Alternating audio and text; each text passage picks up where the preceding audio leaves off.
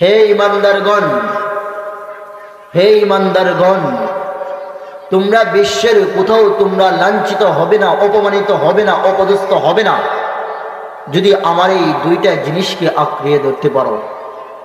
সাহাবা একরাম রাসূল সাল্লাল্লাহু আলাইহি সাল্লামকে জিজ্ঞাসা করলেন, ওগো আল্লাহর রাসূল, সেই দুইটা জিনিস কি? যখন বললেন, রাসূল সাল্লাল্লাহু আলাইহি ওয়াসাল্লাম বললেন,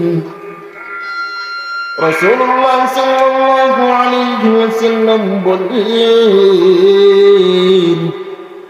তারাকতু ফীকুম আমরাইন, তারাকতু ফীকুম আমরাইন।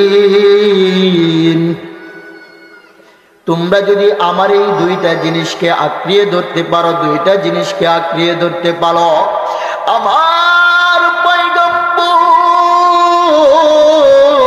হযরত মুহাম্মদুর রাসূলুল্লাহ, সবাই বলি সাল্লাল্লাহু আলাইহি ওয়াসাল্লাম, আমার বন্ধু,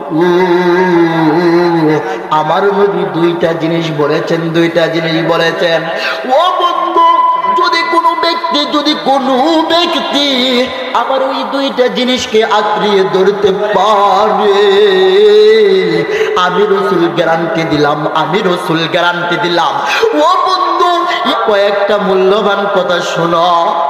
নবী কেমন নবী ছিলেন, কেমন নবী ছিলেন তিনি?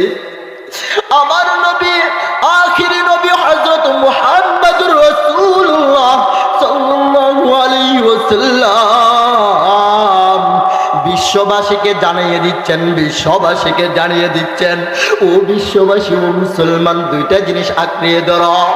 লান্তা দিল্লু, তোমরা কোথাও অপমানিত হবে না, অপদস্থ হবে না। দুই নম্বর, তারপরে বলেন, তামাসসাকুম বিহিমা, কখনো লাঞ্ছিত হবে না, অপমানিত হবে না। এক নম্বর হলো কোরআন, কোরআন, কোরআন। যেই কোরআন রাসূলের উপর অবতরণ হয়েছিল, ওই কোরআন বেশি বেশি করে তেলাওয়াত করবা, বেশি বেশি করে তেলাওয়াত করবা। আমার নবী দুই নাম্বার বললেন, আমি রাসূলের সুন্নতটুকু তোমাদের প্রত্যেকেই